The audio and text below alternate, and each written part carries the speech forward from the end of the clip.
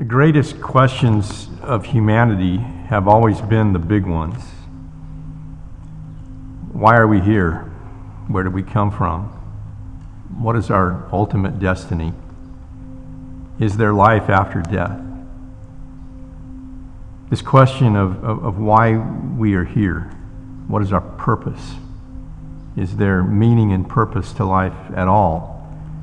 Or is this life on earth a purposeless existence in an accidental universe?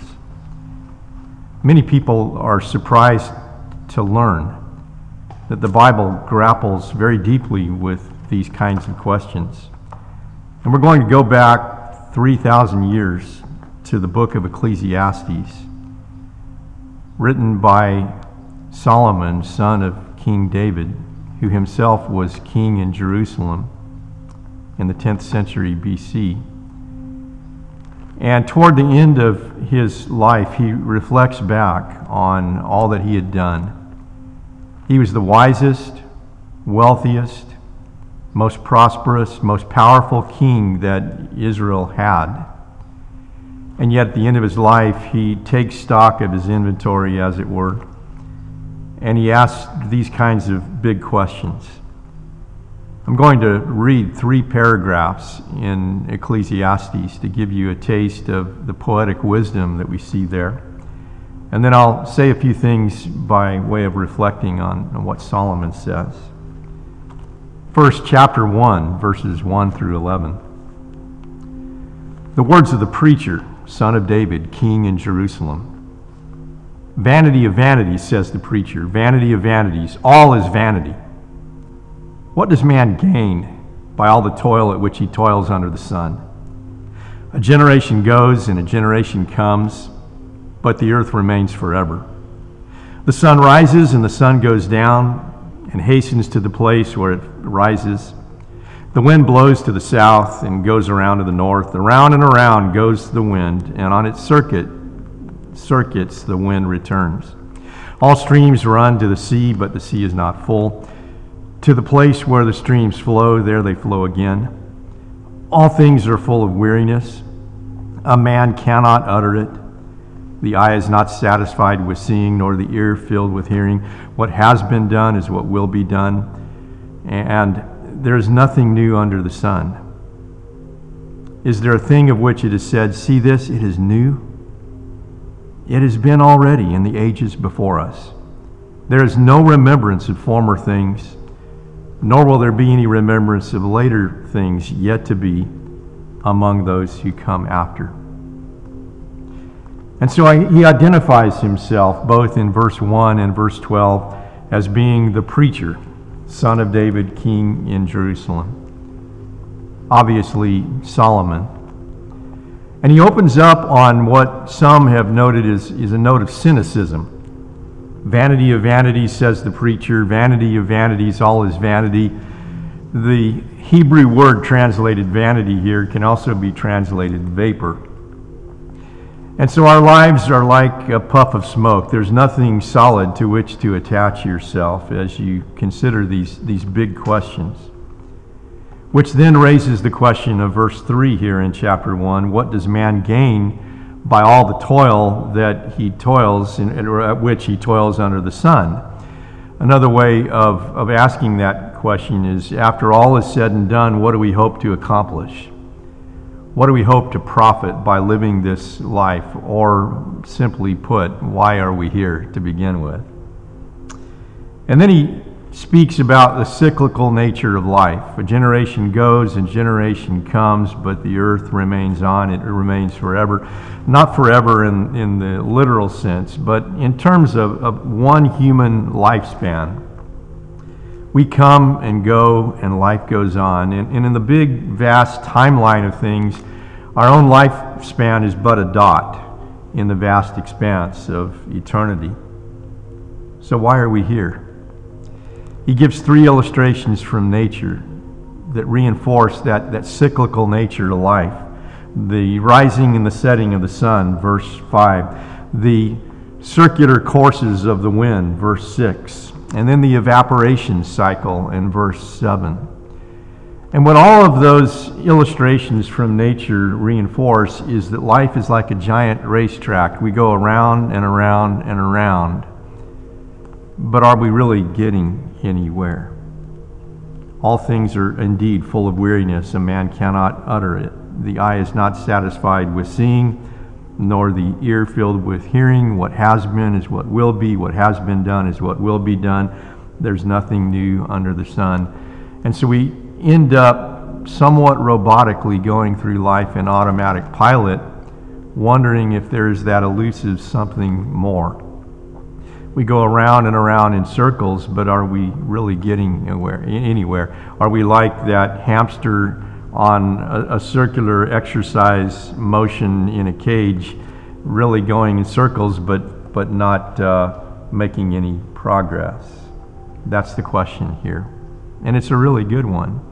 The way I often illustrate it is you wake up in the morning, you eat breakfast, you take a shower, you fight traffic, you go to work, you fight traffic, you go home, you put your head on the pillow again to do what the next day? The same old. And it's been there, done that, and life begins to become monotonous in the big scheme of things. And what you eventually realize is you're doing the same old thing that folks have been doing for thousands of years. It goes back beyond Solomon. And you begin to discover that even though technology changes the equation just a little bit in the nature of experience that we have here upon the earth, the big questions are still the same.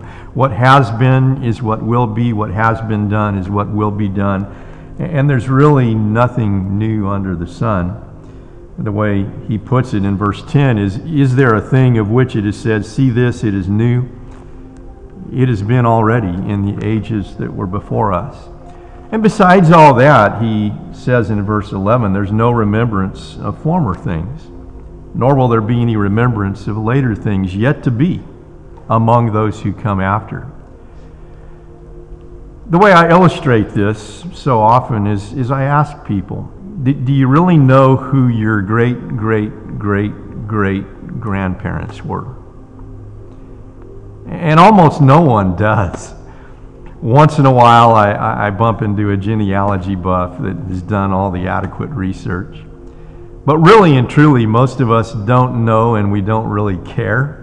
We're living our lives. We're not living the lives of our forebears, our ancestors. And so we've long forgotten about them. We don't even know their names, let alone where they lived, what their lives were all about. They are forgotten in the dustbin of history. No one remembers them. And if that's the case, what are the chances, should life go on somewhat indefinitely, that your great-great-great-great-grandchildren will know anything about you? If that's the case, then what's the purpose of this exercise? Why are we here? What do we hope to accomplish beyond going through a few cycles, beyond which we are forgotten entirely by our own posterity? It really is a good question that he raises here in chapter 1. So in chapter 2 of Ecclesiastes, he essentially says to himself, my life is going to be different, and I'm going to insert experiences and the wherewithal that my life is going to count. My life is going to be different. And he had the wherewithal that eludes most of us. He had wealth, he had wisdom, he had extraordinary experiences, he had palaces, he had wine, women, and song, he had achievements. His name would go down in history. And so this is what he says in chapter 2, 1 through 11. I said in my heart, come now, and I will test you with pleasure. Enjoy yourself. But behold, this also was vanity. I said of laughter, it is mad, and of pleasure, what use is it? I searched with my heart to cheer my body with wine, my heart still guiding me with wisdom, and how to lay hold on folly till I might see what was good for the children of man to do under heaven during the few days of their life. I made great works for myself. I built houses and planted vineyards for myself. And notice all the personal and reflexive pronouns. It's me, myself, and I here. He goes on to say, I made myself gardens and parks. I planted in them all kinds of fruit trees. I made myself pools from which to water the forest of growing trees. I bought male and female slaves and had slaves which were born in my house.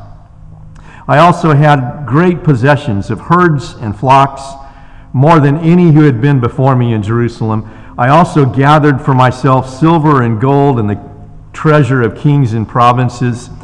I got singers, both men and women, and many concubines, the delight of the sons of man.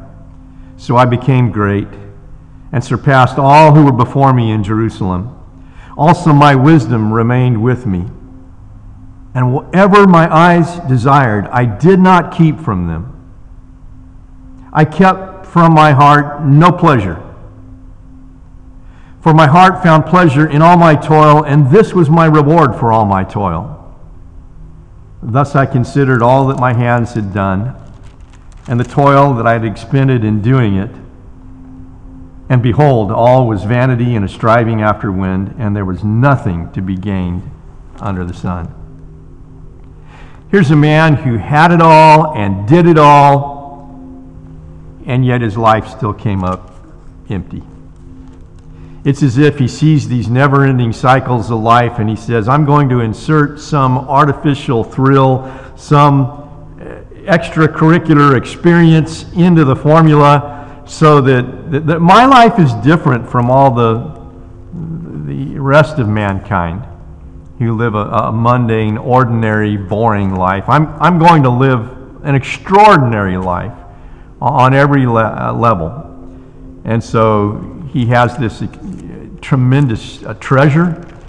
Anyone who goes back and researches who Solomon was and what he actually had is amazed to come up with the actual figures involved. You look at 1 Kings chapter 11, he had 700 wives and 300 concubines. He had women galore. He built the temple in Jerusalem, which would have been on par with the great wonders of the ancient world. He built his own palace that took him about twice as long as building the temple of God in Jerusalem.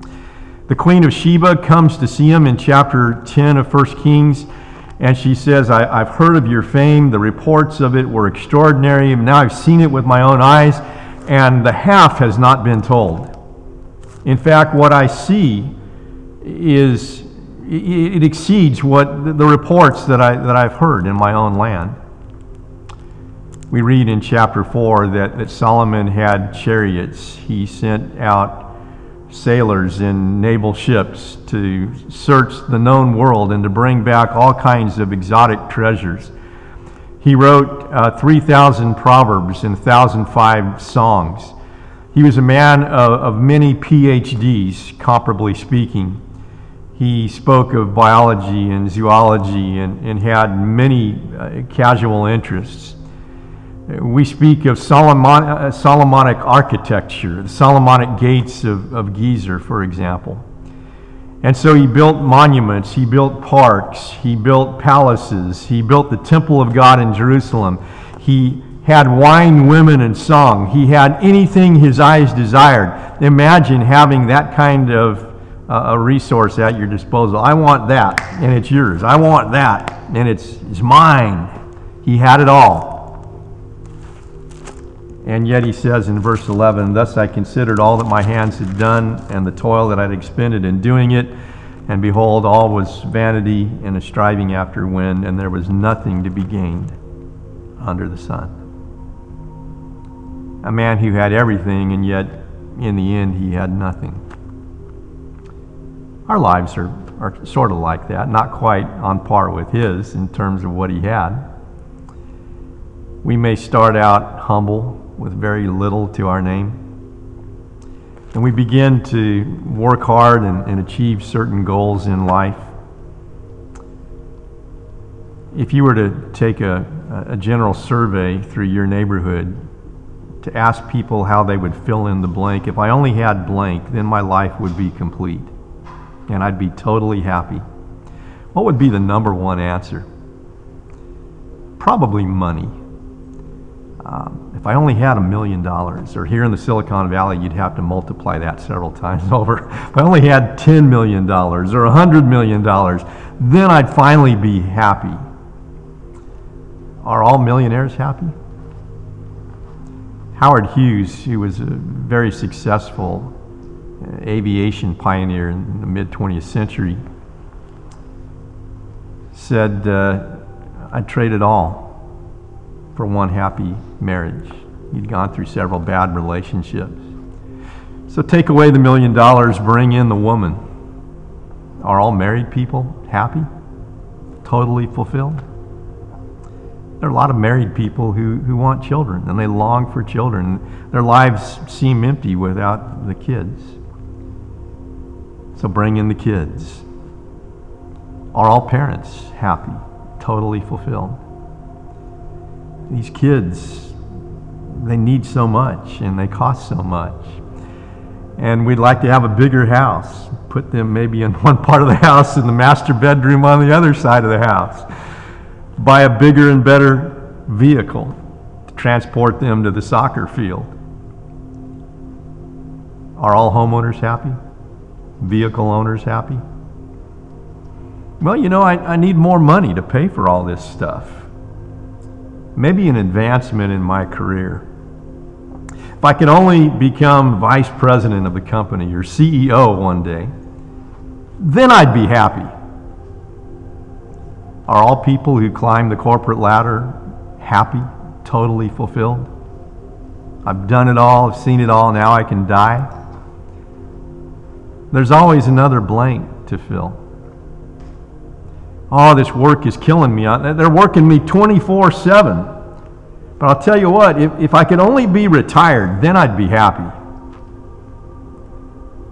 Are all retired people happy? Well, my body isn't what it once was. It's just fallen apart. If I could only turn back the clock and be 20 again, then I'd be happy.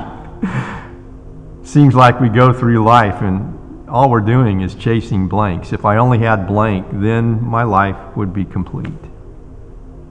And for some reason, it never is. And here's the thing you need to understand from chapter 2 of Ecclesiastes. Solomon had all his blanks filled, and yet he still came up empty. And so will you, if all your dreams on earth come true. You'll still have this nagging sense of emptiness that needs that elusive something more. Let's go to the last chapter of Ecclesiastes. And I'd like to look at the last part of chapter 11 as a prelude to chapter 12. Rejoice, O young man, in your youth, and let your heart cheer you in the days of your youth. Walk in the ways of your heart and the sight of your eyes, but know that for all these things God will bring you into judgment. Remove vexation from your heart, put away pain from your body, for youth and the dawn of life are vanity. What he's saying here is when you're young, it's okay to dream big dreams, and it's okay to chase your dreams. But realize that for everything that you do, God will hold you accountable. So go ahead and chase those dreams, but realize that everything is fair game for an ultimate day of judgment. And with that in mind, he says in chapter 12 and verse 1, remember also your Creator in the days of your youth, before the evil days come and the years draw near, of which you will say, I have no pleasure in them. Before the sun, the light, and the moon, and the stars are darkened, and the clouds return after the rain.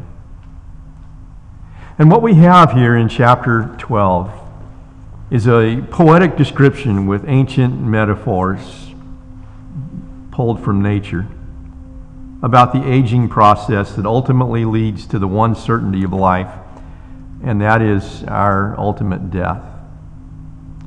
The time to remember your Creator, your God, is when you're young, when you have your whole life ahead of you, when you have the energy and the vitality to live life as it was meant to be lived for the things of God, and not wait till you get old and death is knocking at the door.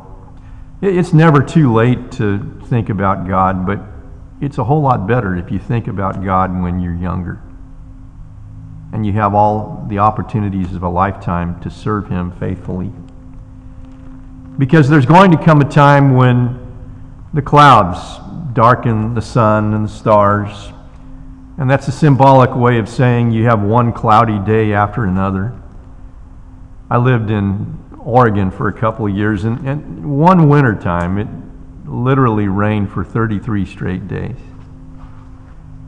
And you'd think, well, tomorrow it's going to be sunshiny, and it wasn't.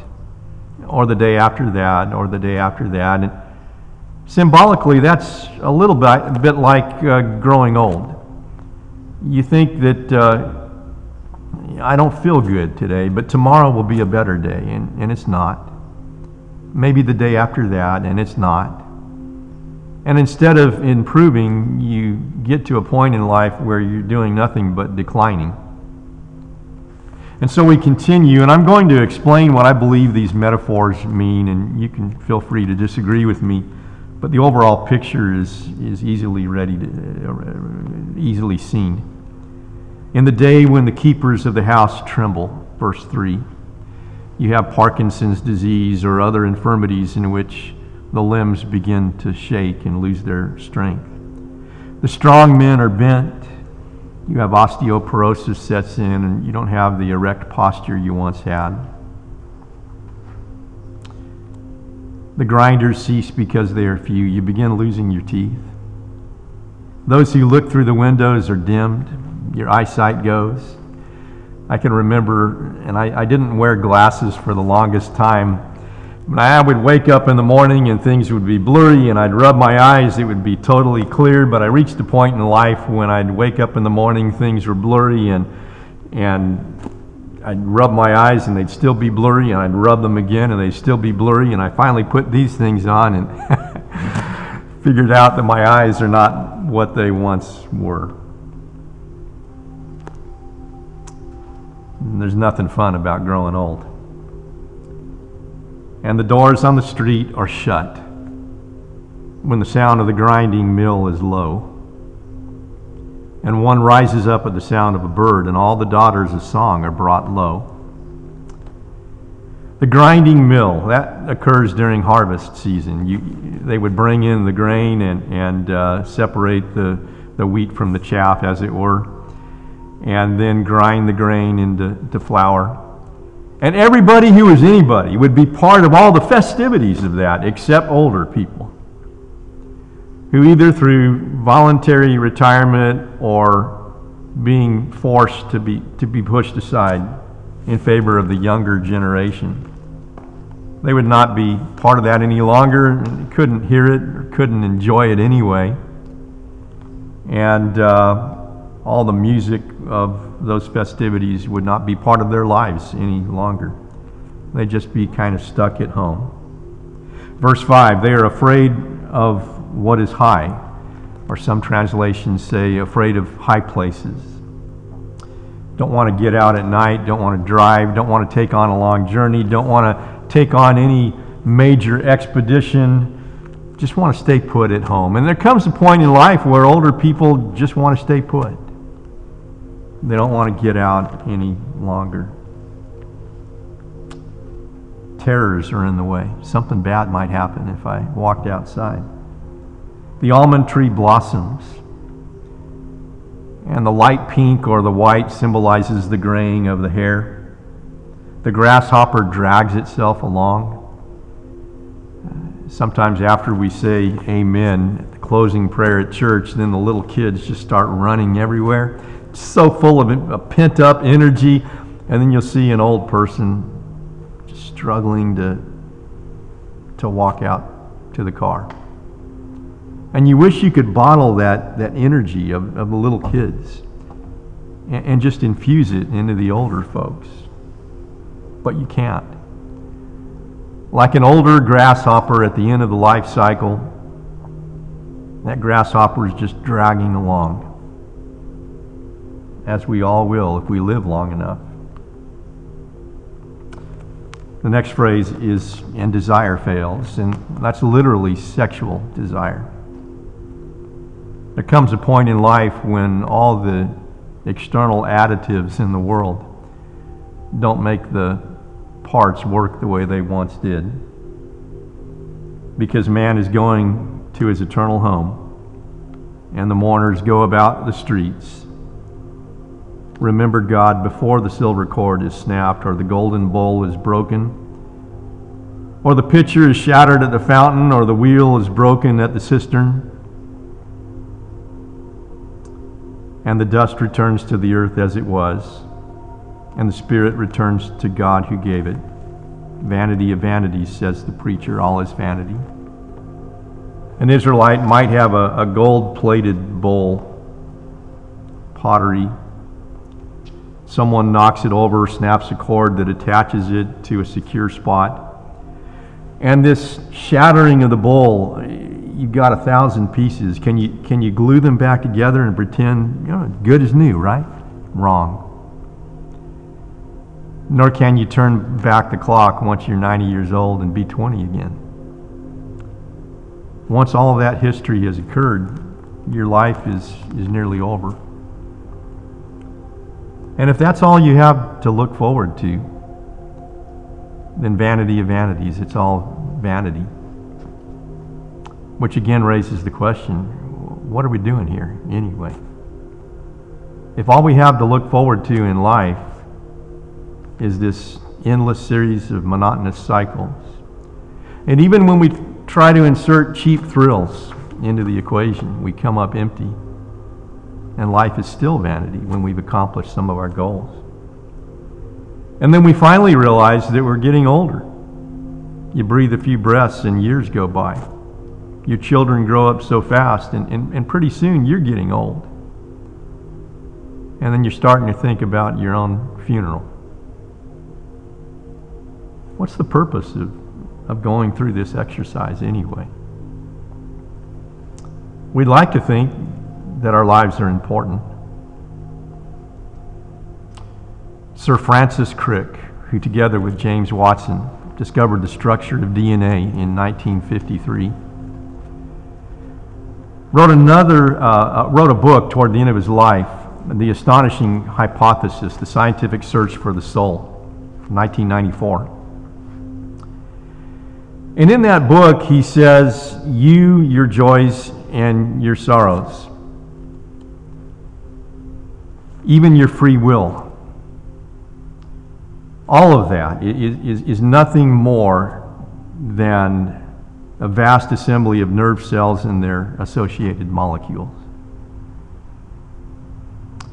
We know intuitively that there's got to be something more to life than that. That we are not just automated machines in a deterministic universe without some more fundamental purpose. So Solomon says in the last two verses of this book, the end of the matter, all has been heard. Fear God and keep his commandments, for this is the whole duty of man. For God will bring every deed into judgment with every secret thing, whether good or evil.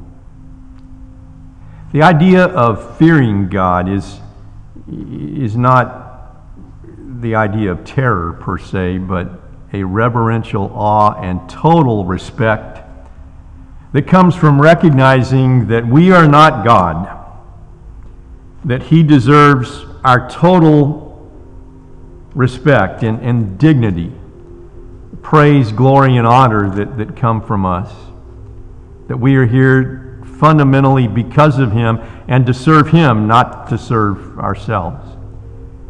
So to fear God and to keep his commandments is integral to our very nature. And it's the only thing that can fill that hole and to provide us lasting contentment, a sense of peace, about why we're doing what we're doing here in light of eternity that awaits us. Because God will bring everything into judgment with every secret deed, whether it be good or evil. A famous agnostic scientist helped me to understand this passage. Carl Sagan wrote a book, Cosmos. And in the first sentence of that book, he says, the cosmos is all that is or was or ever will be. I prefer the first sentence in another book. In the beginning, God created the heavens and the earth. But toward the end of his life, Mr. Sagan wrote another book called Pale Blue Dot. And that book describes, on the very first pages, the Voyager 2 spacecraft being projected billions and billions of miles into space. And as the spacecraft got farther away from the Earth, it would take pictures of the Earth and send them back. And the Earth became smaller and smaller and smaller in a vast expanse of space until the Earth was nothing but a pale blue dot, hence the title of the book. And Mr. Sagan says in the first few pages of this book, we think that what we're doing here upon the earth is so important and significant, but it's really not. All we are is ant-like creatures on a pale blue dot in a universe so big that our minds cannot even conceive of the actual distances involved. The implication being is we are relatively insignificant in the grand scheme of things. And it occurred to me that this is a dynamic illustration of what Solomon is saying in the last two verses of Ecclesiastes. That we need God and we need Judgment Day to validate our purpose in the here and now. That this life is a probationary period, awaiting a day in court with the Almighty God, a day of judgment, in which we must give answer for how we've conducted our affairs here upon the earth. We need God and we need Judgment Day to validate that purpose, because if there is no God and if there is no Judgment Day, then Mr. Sagan is absolutely right. We're nothing but little creatures on a pale blue dot, and we don't have a lot of significance. If, on the other hand, there is a God and there is a Judgment Day and eternity hangs in the balance, then our lives here upon the earth are of immense value. And we do have a grand purpose in the big scheme of things. We have reasons for happiness, contentment, peace, and the awareness that we are actually accomplishing something here. But you cannot have your cake and eat it too. If there is no accountability, if there is no God, if there is no Judgment Day, then you cannot establish a very important purpose and worth and value to go with it. We need God, we need Judgment Day to validate our purpose, and that is exactly what Solomon is ultimately putting his finger on. That it's because of God and because of that accountability before God that our lives have meaning, value, and hope for something infinitely better beyond this life. But you cannot have it both ways. So our message to you is you are infinitely valuable because God has designed you that way. But you are accountable to that same God. And every one of us has utterly failed in our responsibilities before God. So the rest of the story is that you need a Savior who can fix and repair what is broken in your life so that you can finally, at last, fear God and keep His commandments, even with that sin that nags on your conscience. It's good news. It's wonderful news And we have so much more that we'd like to share with you. We hope you'll take us up on it. You are valuable, and you do have a purpose. And you have a God who guarantees it, and He's put it in writing right here.